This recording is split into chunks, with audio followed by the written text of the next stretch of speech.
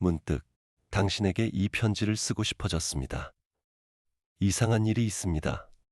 똑같이 하나님을 사랑하고 똑같이 무릎 꿇어 기도하며 똑같이 진심으로 교회 문을 두드리는 두 사람이 있는데 한 사람은 마치 산을 넘듯 가볍게 승리를 거듭하고 다른 한 사람은 해마다 같은 자리에서 넘어지고 또 넘어집니다. 당신도 그런 사람을 알고 계실 겁니다. 어쩌면 거울 속에서 매일 보고 계실지도 모르지요.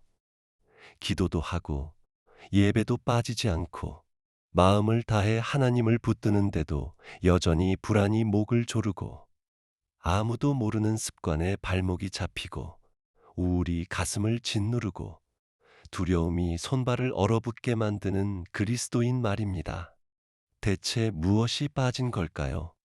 제가 드리고 싶은 답은 조금 충격적이지만 동시에 당신을 자유롭게 할 것입니다. 하나님은 단 한 번도 당신을 대등한 결투장으로 보내신 적이 없습니다. 어둠의 세력과 당신이 일대일로 힘을 겨루도록 방치하신 적이 없다는 뜻입니다. 당신이 홀로, 당신 자신의 의지력 하나로 정사와 권세들을 상대해야 한다는 생각, 그것은 지옥이 당신 귓가에 심어놓은 속삭임에 지나지 않습니다. 실상 당신의 사령관께서는 당신을 전장에 세우실 때 제대로만 쓴다면 패배 자체가 불가능해지는 강력한 병기들을 함께 들려보내셨습니다. 문제는 병기고가 비어있는 것이 아닙니다. 문제는 우리 대부분이 그런 병기고가 존재한다는 사실조차 모른 채 맨손으로 탱크 앞에 서 있다는 것입니다. 그 무기들은 지금 이 순간에도 창고 안에서 먼지를 뒤집어 쓰고 있습니다. 오늘 저는 그 창고 문을 열려고 합니다. 6가지 무기가 그 안에 놓여 있고 이것을 손에 쥐는 순간 당신의 싸움은 완전히 다른 국면으로 접어들 것입니다. 그리고 한 가지 기억해 두십시오. 원수는 이미 이 무기들을 낱낱이 알고 있습니다. 그는 이것들을 두려워합니다. 그의 가장 오래된 전략은 당신을 무지 속에 가두어 당신 스스로 무장 해제되었다고 믿게 만드는 것입니다. 하지만 오늘로 그 속임수는 끝입니다. 제가 드리려는 진리는 단순한 지식이 아니라 능력입니다. 전투는 이미 시작되었으니 서두르겠습니다. 첫 번째 무기부터 시작하지요. 에베소서 6장이 그려주는 전신 갑주 가운데 유일하게 공격의 성격을 지닌 무기, 바로 성령의 검, 곧 하나님의 말씀입니다. 우리는 성경을 위로의 책으로, 삶의 지침서로, 혹은 감동적인 이야기 모음집으로 대하곤 합니다. 그 모든 것이 다 맞는 말입니다. 하지만 영적 전쟁이라는 맥락에서 보면 성경은 무엇보다 먼저 무기입니다. 히브리서 4장은 이렇게 말합니다. 하나님의 말씀은 살아있고 활력이 있어 좌우에 날선 어떤 검보다도 예리하여 혼과 영과 관절과 골수를 찔러 쪼개기까지 하며 마음의 생각과 뜻을 판단한다고요. 이것은 조용히 책장에 꽂혀 있는 책에 대한 묘사가 아닙니다. 살아서 움직이는 무기에 대한 묘사입니다. 그 힘은 우리의 말솜씨나 인용 기술에서 나오는 것이 아니라 말씀 자체에 담긴 본질적인 능력에서 나옵니다. 한번 생각해 보시겠습니까? 하나님이 육신을 입으신 예수님께서 광야에서 사탄에게 시험을 받으셨을 때 그분이 꺼내신 무기가 무엇이었는지 말입니다. 그분은 신성한 능력을 휘두르지 않으셨습니다. 논쟁으로 사탄을 굴복시키려 하지도 않으셨습니다. 3번의 공격에 3번 모두 같은 대답이 돌아왔습니다. 기록되었으되 그렇게 함으로써 그분은 성령 충만한 인간으로서 우리가 어떻게 싸워야 하는지를 몸소 보여주고 계셨던 것입니다. 우울이 다가와 너는 쓸모없다고 속삭일 때 우리는 자기계발서의 긍정적 사고로 맞서지 않습니다. 검을 뽑아 선포합니다. 기록되었으되 너의 하나님 여호와가 너의 가운데 계시니 그는 구원을 베푸실 전능자이시라. 그가 너로 말미암아 기쁨을 이기지 못하시리라.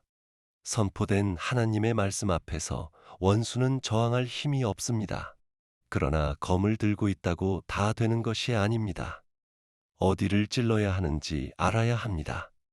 막연한 성경 지식만으로는 검을 쥐고서도 적의 급소를 찾지 못하는 것과 같습니다. 특정한 공격에는 특정한 말씀이 필요합니다. 여기서 우리는 로고스와 레마의 차이를 구별해야 합니다. 기록된 말씀 전체가 로고스라면 성령님이 지금 이 상황을 위해 비춰주시는 그 한 구절이 레마입니다. 미래에 대한 불안이 당신을 덮칠 때 필요한 검은 창조에 관한 구절이 아니라 빌립보서 4장 6절과 7절입니다. 아무것도 염려하지 말고 모든 지각에 뛰어난 하나님의 평강이 그리스도 예수 안에서 너희 마음과 생각을 지키시리라. 성적 유혹이 몰려올 때는 고린도전서 6장 18절 음행을 피하라는 말씀이 검이 됩니다. 두려움이 손발을 묶을 때는 디모데후서 1장 7절 하나님이 우리에게 주신 것은 두려워하는 마음이 아니요 오직 능력과 사랑과 절제하는 마음이라는 말씀이 검이 됩니다. 우리의 전투교관이신 성령님은 요한복음 14장 26절에서 약속하십니다. 그가 내가 너희에게 말한 모든 것을 생각나게 하시리라고요. 그런데 생각나게 하시려면 먼저 그 말씀이 우리 안에 들어와 있어야 합니다. 시편 119편 11절 기자는 이렇게 고백합니다. 내가 주께 범죄하지 아니하려 하여 주의 말씀을 내 마음에 두었나이다. 바로 이 때문에 말씀 암송은 형식적인 종교 의무가 아니라 생존을 위한 전략이 되는 것입니다. 원수의 공격은 우리가 안락 의자에 앉아 무릎에 성경을 펼쳐두고 있을 때 편안하게 찾아오지 않습니다. 그것은 스트레스로 가득한 회의 도중에 꽉 막힌 도로 위에서 그리고 무엇보다 마음이 가장 약해지는 새벽 3시에 찾아옵니다. 그 순간 말씀이 마음속에 없다면 당신은 실질적으로 맨손인 것입니다. 암송된 말씀은 이를테면 당신이 몸에 지니고 다니는 실탄과 같습니다. 군인을 떠올려 보십시오. 그는 본부에 거대한 무기고를 두고 있을지 몰라도 최전선에서는 자기 조끼에 넣어둔 탄약만이 즉시 쓸 수 있는 것입니다. 오늘부터 시작하십시오. 당신이 가장 자주 넘어지는 그 지점을 정확히 겨냥한 5구절을 골라 마음 깊은 곳에 심어두십시오. 그러면 그것이 원수의 공격에 대한 당신의 자동 반사, 영적 반사 신경이 될 것입니다. 그리고 이 검에는 결정적인 한 가지가 더 있습니다. 검은 소리내어 휘두를 때 가장 위력적입니다. 저는 스크루테이프의 편지에서 인간 환자가 소리내어 기도하거나 성경을 낭독하기 시작할 때 악마들이 극도로 불편해하는 모습을 그린 적이 있습니다. 거기에는 영적인 원리가 담겨 있습니다. 속으로 되뇌는 생각도 유익합니다만 귀로 들을 수 있는 선포는 다른 차원의 힘을 발산합니다. 요한계시록 12장 11절은 성도들이 어린 양의 피와 자기들이 증언하는 말씀으로 고소자를 이겼다고 말합니다. 증언이란 입 밖으로 내는 선언입니다. 예수님이 광풍을 잠잠하게 하셨을 때 그분은 마음속으로 평화를 생각하신 것이 아닙니다. 마가복음 4장 39절은 말합니다. 그가 바람을 꾸짖으시며 바다더러 이르시되 잠잠하라 고요하라 하시니 그분은 말씀하셨습니다. 당신이 당신의 집에서, 당신의 마음속에서, 당신의 자녀들을 위해 하나님의 말씀을 소리내어 선포할 때 당신은 영적인 공기를 바꾸고 있는 것입니다. 어둠의 세력에게 퇴거 통지서를 발부하고 있는 것입니다. 이것은 마법의 주문이 아니라 권세의 행사입니다. 오늘 밤 잠들기 전 집안을 한 바퀴 돌며 소리내어 선포해 보십시오.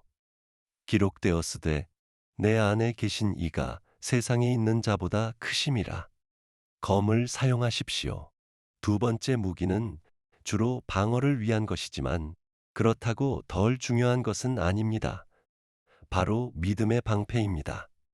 에베소서 6장 16절은 말합니다. 모든 것 위에 믿음의 방패를 가지라. 이로써 능히 악한 자의 모든 불화살을 소멸하리라. 불화살이란 무엇입니까? 원수가 우리 마음속으로 쏘아넣는 거짓된 생각들, 느닷없는 의심, 마비시키는 정죄, 근거 없는 두려움입니다. 아무 데서도 시작되지 않은 것처럼 갑자기 나타납니다. 하나님은 사실 너를 사랑하지 않아. 넌 그 죄에서 절대 못 벗어나. 내 결혼은 이미 실패했어. 이 병이 널 죽일 거야. 이런 생각들은 당신의 것이 아닙니다. 무기입니다. 끝이 불타는 화살은 당신에게 즉각적인 통증을 주고 끄지 않으면 쓴 뿌리와 절망과 불신으로 영혼 전체를 태워버리도록 설계되어 있습니다. 믿음은 감정이 아닙니다. 그것은 방패를 들어 올리기로 하는 의지적 선택입니다. 눈앞의 환경이나 감정, 날아드는 화살에도 불구하고 하나님의 말씀을 믿기로 하는 의식적인 결단입니다. 의심이나 두려움의 화살이 마음에 닿을 때마다 아니, 나는 하나님이 말씀하신 것을 믿기로 한다고 응답하는 순간 화살 하나는 이미 꺼진 것입니다. 이것은 낙관주의가 아니라 방어전입니다. 그런데 이 믿음은 근거 없는 맹신이나 어둠 속으로의 도약이 아닙니다. 로마서 10장 17절은 말합니다. 믿음은 들음에서 나며 들음은 그리스도의 말씀으로 말미암느니라. 우리의 믿음은 증거 위에, 즉 그분의 말씀에 담긴 약속 위에 서 있습니다. 믿음과 억측을 가르는 선이 바로 여기 있습니다. 믿음은 하나님이 실제로 하신 약속을 붙잡지만 억측은 하나님이 하셨으면 하는 약속을 스스로 지어냅니다. 고린도후서 5장 7절이 말하듯 우리가 보는 것으로 행하지 않고 믿음으로 행할 때 그것은 현실을 외면한다는 뜻이 아닙니다. 눈에 보이는 현실을 하나님이 선포하신 더 높은 현실 앞에 굴복시킨다는 뜻입니다. 믿음의 조상 아브라함은 자기 몸이 죽은 것 같고 사라의 태가 죽은 것 같았지만 하나님의 약속을 의심하지 않고 믿음에 견고하여 하나님께 영광을 돌렸습니다. 그에게는 약속이 있었습니다. 어떤 상황을 향해 믿음을 행사하기 전에 먼저 그 믿음을 지탱해 줄 구체적인 약속을 말씀 안에서 찾으십시오. 재정적인 위기 앞에 서 있다면 당신의 믿음은 통장 잔고를 부정하는 데 있는 것이 아니라 빌립보서 4장 19절을 붙드는 데 있습니다. 나의 하나님이 그리스도 예수 안에서 영광 가운데 그 풍성한 대로 너희 모든 쓸 것을 채우시리라. 저는 순전한 기독교에서 믿음을 기분이 요동칠 때에도 이성이 한번 받아들인 것을 놓지 않는 기술이라고 쓴 적이 있습니다. 어떤 때는 믿음이 즉각적인 승리를 가져다 줍니다. 그러나 대개 믿음은 단거리 질주가 아니라 마라톤입니다. 응답이 곧바로 오지 않아도 붙드는 믿음. 그것이 마가복음 9장에서 절박한 아버지가 눈물로 외친 믿음입니다. 내가 믿나이다. 나의 믿음 없는 것을 도와주소서. 불완전하지만 정직하고 끈질긴 믿음이었습니다. 야고보는 바람에 밀려 요동하는 바다 물결 같은 두 마음을 품은 자에 대해 경고합니다. 진짜 믿음은 승리가 지체될 때 포기하지 않습니다. 만성적인 우울에서 벗어나기를 기도하고 있다면 이 오래가는 믿음은 하룻밤 사이에 행복해지라고 요구하지 않습니다. 대신 이렇게 말합니다. 오늘 아무것도 느껴지지 않지만 나는 하나님이 일하고 계심을 믿기로 선택한다. 방패를 들고 한 걸음씩 계속 걷기로 선택한다. 전투 한복판에서 버티는 그 믿음이 즉각적인 승리에서 오는 기쁨보다 오히려 하나님께 더 크게 영광이 됩니다. 말씀과 마찬가지로 믿음에도 소리내어 말하는 요소가 필요합니다. 마가복음 11장 23절은 말합니다. 누구든지 마음에 의심하지 않고 그 말하는 것이 이루어질 줄 믿으면 그대로 되리라. 우리가 믿음을 소리내어 선포할 때 우리는 우리 자신의 방패를 두텁게 하는 것입니다. 이것은 말로 자기만의 현실을 만들어낸다는 이단적인 긍정 고백이 아닙니다. 고린도 후서 4장 13절이 말하는 성경적 원리입니다. 기록된 바 내가 믿었으므로 말하였다 한 것 같이 우리가 같은 믿음의 마음을 가졌으니 우리도 믿음으로 말하노라. 아침에 눈을 떴을 때 패배감이 몰려와도 일어나 선포하십시오. 나는 하나님이 내 인생을 향해 선한 계획을 가지고 계심을 믿는다. 그분의 자비가 아침마다 새롭다는 것을 믿는다. 그분이 지금 나를 위해 싸우고 계신다는 것을 믿는다. 그럴 때 당신은 방패를 두텁게 하고 자신의 영혼에게 설교하며 입술을 말씀에 맞추고 있는 것입니다. 그리고 원수에게는 이런 메시지가 전달됩니다. 이 전사는 오늘 내 화살에 쓰러지지 않을 것이다. 세 번째 무기로 넘어가겠습니다. 이것은 하늘의 사령부, 우리의 최고 사령관과 이어진 직통선입니다. 바로 기도입니다. 다만 우리는 기도를 예의 바른 일상 대화쯤으로 여기는 생각부터 깨야 합니다. 에베소서 6장에서 성령 안에서 항상 기도하라는 명령은 전신갑주 전체에 대한 설명 바로 뒤에 등장합니다. 기도는 전투를 준비하는 활동이 아닙니다. 기도 자체가 전투입니다. 중보 기도는 하나의 전쟁 행위입니다. 다니엘 10장에서 이것이 생생히 드러납니다.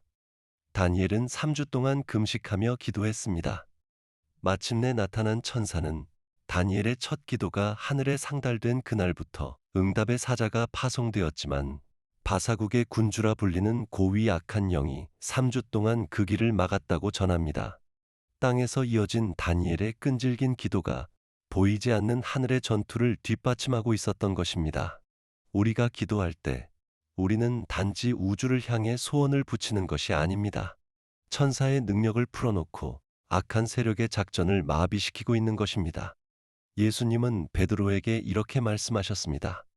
시몬아, 시몬아, 보라, 사탄이 너희를 밀가부르듯 하려고 요구하였으나 내가 너를 위하여 내 믿음이 떨어지지 않기를 기도하였노니. 예수님의 기도는 베드로가 가장 큰 공격을 받는 그 순간을 지켜준 무기였습니다. 그리고 말씀처럼 기도도 구체적이어야 합니다. 막연한 기도는 막연한 결과를 낳습니다. 야고보서 4장 2절은 말합니다. 너희가 얻지 못함은 구하지 아니하기 때문이요. 마가복음 10장에서 눈먼 바디메오가 소리질러 부를 때 예수님은 오히려 이런 질문을 던지십니다. 내게 무엇을 하여 주기를 원하느냐? 예수님은 그가 구체적이기를 원하셨습니다. 바디메오는 저를 축복해 주세요 라고 하지 않았습니다. 보기를 원하나이다 라고 했습니다. 그러니 우리도 제 불안을 도와주세요 라는 막연한 기도 대신 저격수처럼 정확히 겨냥해 기도하십시오. 아버지, 예수님의 이름으로 재정 파탄의 생각으로 제 마음을 공격하는 불안의 영을 대적합니다. 빌립보서 4장 19절의 진리를 제 마음에 풀어놓으시고 지금 제 생각을 지킬 초자연적인 평화를 구합니다. 구체성은 당신이 표적을 정확히 알고 적과 직접 맞붙고 있다는 증거입니다. 그리고 결정적으로 기도에서 나오는 권세는 우리 자신에게서 나오는 것이 아니라 우리가 부르는 이름에서 나옵니다. 그것은 예수님의 이름으로 하는 기도입니다. 저는 스크루테이프의 편지에서 그리스도인들이 예수님의 이름으로 기도한다는 것의 진짜 의미를 깨닫기 시작할 때 악마들이 얼마나 불안해하는지를 그려낸 적이 있습니다. 그것은 기도 끝에 덧붙이는 주문이 아닙니다. 법적 권위를 소환하는 행위입니다. 마치 경찰관이 법의 이름으로 멈추시오라고 말할 때 그 힘이 그 개인이 아니라 그를 세운 정부 전체에서 나오는 것과 같습니다. 우리가 예수님의 이름으로 기도할 때 우리는 법적 위임장을 제시하고 있는 것입니다. 어둠의 왕에게 이렇게 말하는 것입니다. 나는 내 자신의 힘이나 거룩함으로 오는 것이 아니다. 이미 십자가에서 너를 이기신 그분의 권세로 오는 것이며 너는 그분께 복종해야 한다. 사도행전 16장에서 바울은 점치는 영에 사로잡힌 여종과 논쟁하지 않았습니다. 그저 돌아서서 말했습니다. 예수 그리스도의 이름으로 내가 네게 명하노니 그에게서 나오라. 귀신은 즉시 나갔습니다. 이것이 우리에게 위임된 권세입니다.